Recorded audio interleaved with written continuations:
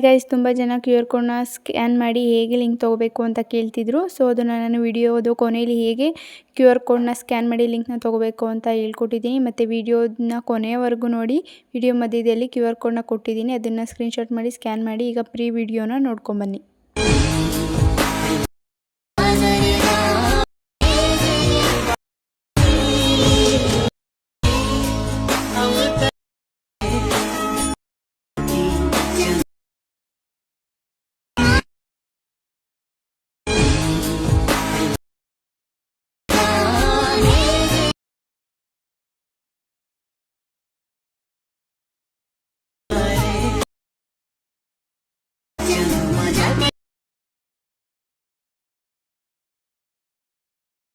ಇವಾಗ ನಾನು ಚಾನಲಲ್ಲಿ ಒಂದು ವಿಡಿಯೋ ಓಪನ್ ಮಾಡ್ಕೊಂಡಿದ್ದೀನಿ. ಆ ವಿಡಿಯೋನ ಫುಲ್ ನೋಡಿ, ಸ್ಕಿಪ್ ಮಾಡಬೇಡಿ.